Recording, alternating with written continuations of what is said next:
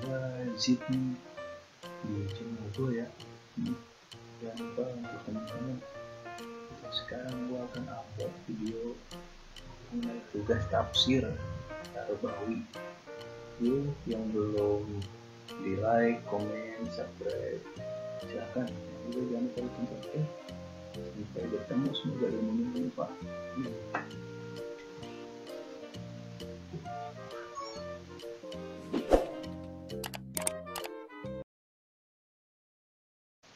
Assalamualaikum warahmatullahi wabarakatuh. Hamdan wa syukran lillah. Assalatu wassalamu ala asrafil anbiya wal mursalin wa ala alihi wa sahbihi ajma'in. Amma ba'du. Yang terhormat Bapak Dr. Haji Aam Abdus Salam MPD selaku dosen tafsir Tarbawi, yang mudah-mudahan barakallahu fi rizqihi, barakallahu fi ilmihi, wa barakallahu fi kulli hayatihi. Yang kedua kepada Dr. Cucu Surahman STHI MA, yang mudah-mudahan barakallahu fi rizqihi, wa barakallahu fi ilmihi, wa barakallahu fi kulli. Puji syukur kita panjatkan kehadirat Allah Subhanahu wa taala yang telah memberikan rahmat, taufik dan hidayahnya kepada kita. Salawat dan salam semoga tetap tercurah kepada junjungan kita Nabi besar Muhammad Sallallahu Alaihi Wasallam, yang telah menyelamatkan kita dari alam kegelapan menuju alam yang terang benderang penuh dengan cahaya iman. Hadirin rahimakumullah, pada kesempatan kali ini izinkan saya untuk memaparkan atau menjelaskan sedikit ilmu saya terkait tafsir Tarbawi, yaitu evaluasi pendidikan dalam Islam. Hadirin rahimakumullah, pengertian evaluasi pendidikan dalam wacana keislaman terdapat beberapa pandangan kata. Kata-kata tersebut adalah al-hisab, yang berarti perkiraan, penafsiran, perhitungan; al-bala, yang berarti percobaan dan pengujian; al-hukum, yang berarti pemutusan; al-qada, yang berarti keputusan; al-nazal, yang berarti penglihatan; dan al-imtihan, yang berarti pengujian.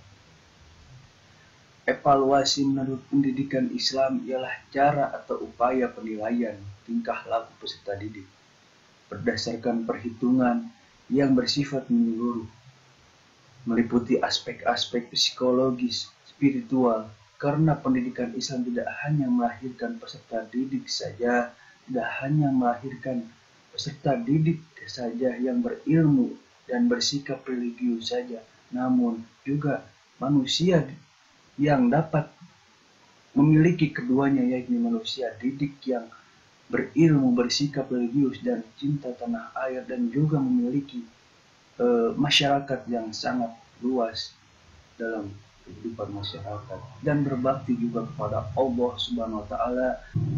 Hadirin rahimakumullah, ada 4 kemampuan dasar anak.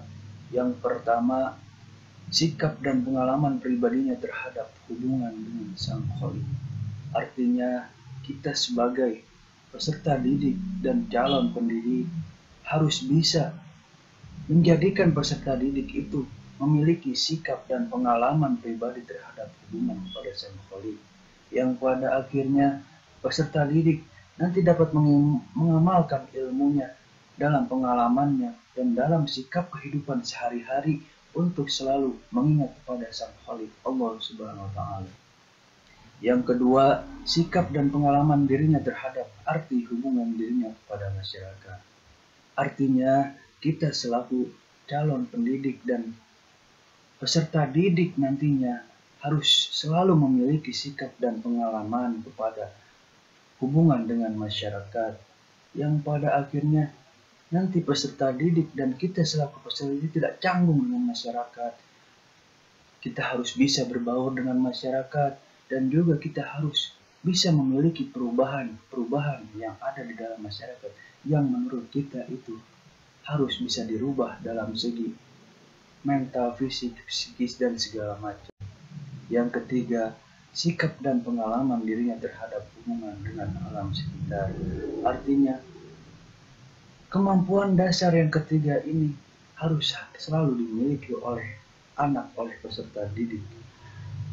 Anak harus bisa mengenal alam sekitar dan jangan sampai anak itu dikurung di dalam rumah dan tidak tahu kondisi alam sekitar yang pada akhirnya anak tersebut mendapatkan dan tidak mendapatkan teman sebaya dan juga tidak dapat berinteraksi oleh alam sekitarnya.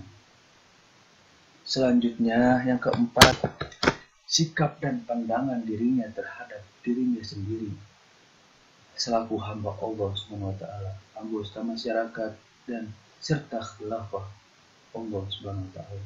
Sudah jelas di yang keempat, anak harus mendapatkan dirinya sendiri selaku hamba Allah. Anak tersebut harus tahu bahwa anak itu atau kita sendiri selaku manusia sebagai hamba Allah SWT.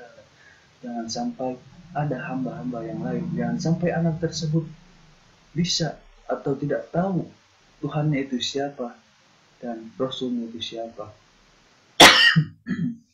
Selanjutnya, anggota masyarakat sekitar, masyarakat keluarga yang pada intinya anak tersebut harus mengetahui ibu, bapak, dan seluruh masyarakat yang ada di kehidupan dia. Dan juga dia bisa memiliki mengetahui khilafah Allah, khalifah Allah Subhanahu wa ta'ala. Hadirin rahimakumullah. Selanjutnya ada tujuan evaluasi pendidikan, di mana tujuan evaluasi tersebut ditunjukkan untuk melihat dan mengetahui proses yang terjadi semasa dalam pembelajaran yang meliputi proses belajar mengajar yang dilakukan oleh siswa dan guru, sarana dan prasarana sekolah, ataupun hasil dari proses belajar mengajar siswa. Evaluasi juga dapat mendorong para siswa untuk lebih giat belajar serta terus-menerus dan juga kepada guru untuk lebih meningkatkan kualitas proses pembelajaran serta mendorong sekolah untuk meningkatkan fasilitas dan kualitas belajar siswa. Pada intinya dan dapat saya simpulkan bahwasanya tujuan evaluasi ini yang tak lain dan tak bukan adalah untuk memperbaiki media, memperbaiki metode-metode dan memperbaiki secara teknis keseluruhan proses pendidikan, proses pembelajaran yang pada akhirnya tidak ada lagi kesalahan antara guru dengan murid maupun murid dengan guru, yang pada intinya dan pada kesimpulannya semuanya akan bersinambungan. Allah Subhanahu wa ta'ala berfirman dalam Quran surat Al-Ankabut ayat 2 dan 3. A'udzu billahi minasyaitonir rajim. Bismillahirrahmanirrahim. Ahasiban nasu an yusraku an yaqulu amanna wa hum la yuftanun. Yang artinya wallahu a'lam bimuradi, apakah manusia itu mengira bahwa mereka dibiarkan saja mengatakan kami telah beriman sedang mereka tidak diuji lagi. Selanjutnya ayat 3-nya yaitu Bismillahirrahmanirrahim. Walaqad fatannal ladzina min qablihim faya'lamanna Allahu alladzina shadaqu wa la ya'lamanna al-kadzibin. Yang artinya wallahu a'lam bimuradi, dan sesungguhnya kami telah menguji orang-orang yang sebelum mereka, maka sesungguhnya Allah mengetahui orang-orang yang benar dan sesungguhnya Dia mengetahui orang-orang yang dusta. Hadirin rahimakumullah, asbabun nuzul dari kedua surat tersebut adalah diriwayatkan oleh Ibnu Abi Hatim yang bersumber dari Asy-Syu'bi bahwa orang-orang yang berada di kota Makkah yang telah masuk Islam mendapatkan surat dari sahabat-sahabat Rasulullah SAW yang berada di Madinah. Isi surat tersebut menyatakan bahwa keislaman mereka tidak akan diterima kecuali jika mereka berhijrah. Maka berhijrahlah mereka ke Madinah, akan tetapi mereka dapat disusul oleh kaum musyrikin sehingga digiring kembali ke Mekah. Setelah turun ayat ini, orang-orang yang berada di Madinah mengirimkan surat kembali pada mereka yang menegaskan bahwa Allah telah menurunkan ayat berkenaan dengan keadaan mereka. Makna global dari surat tersebut, banyak orang merasa cukup ketika menyatakan diri sebagai mukmin, seolah pengakuan iman tidak mengandung konsekuensi bagi pelakunya, padahal pengakuan iman itu masih harus dibuktikan dalam bentuk sikap dan tindakan ketika menghadapi ujian dan cobaan, dan ayat di atas memberitakan keniscayaan adanya ujian bagi pengakuan iman setiap orang untuk pembuktian kebenarannya.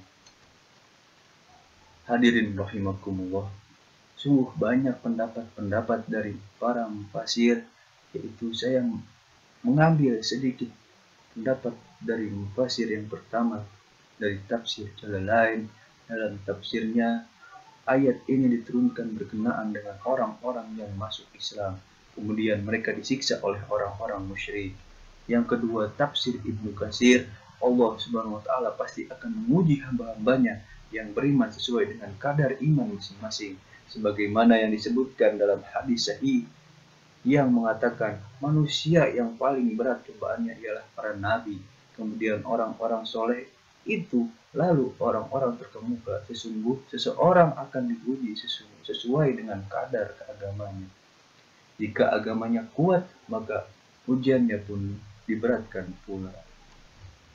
Selanjutnya ada tafsir dari Kementerian Agama, yaitu setiap orang beriman harus diuji lebih dahulu sehingga dapat diketahui sampai di mana mereka sabar dan tahan menerima ujian tersebut.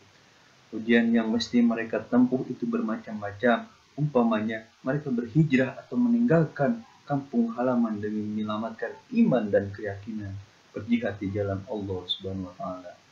Yang selanjutnya ada tafsir dari Al-Azhar, tidaklah akan dibiarkan saja oleh Allah seorang manusia mengaku beriman padahal dia tidak diuji. Tiap-tiap iman pasti kena ujian. Iman yang tidak tahan mereka karena ujiannya barulah iman pengakuan di dalam mulut, belum iman pertahanan hati. Yang terakhir ada tafsir dari Muyassar, yaitu sedang mereka tidak diberi cobaan dalam harta dan diri mereka, kenyataannya tidak seperti yang mereka sangka. Mereka harus diuji dengan perintah berjihad, kemiskinan, mara bahaya, dan lain sebagainya, agar jelas siapa yang jujur dalam keimanannya dan siapa yang munafik, siapa yang benar dan siapa yang bohong. Hadirin rahimakumullah, kandungan ayat dalam surat tersebut yaitu Allah Subhanahu wa taala memberitahukan tentang kesempurnaan hikmahnya, tidak menghendaki bahwa setiap orang yang mengaku mukmin tetapi dalam keadaan aman dari fitnah dan ujian serta tidak datang kepada mereka sesuatu yang membuyakan iman mereka. Yang demikian adalah karena jika tidak demikian maka tidak dapat dibedakan antara orang yang benar-benar beriman dengan yang tidak atau yakin berdusta, dan tidak dapat dibedakan antara orang yang benar dengan orang yang salah. Hadirin rahimakumullah,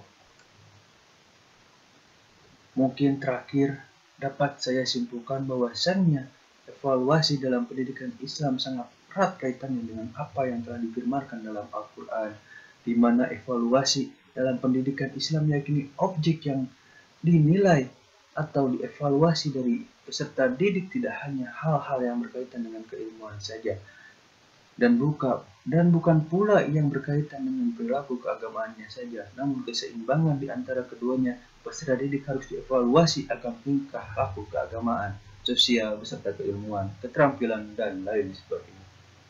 Mungkin cukup sekian penyampaian yang dapat saya sampaikan.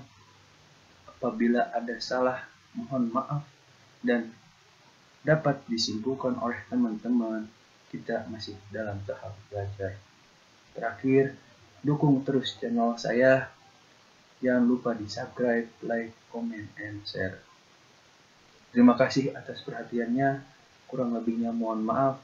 Unzur man qala wa la tanzur man qala. Billahi sabilil haq, wallahul muwaffiq ila aqwamit thoriq. Wassalamualaikum warahmatullahi wabarakatuh.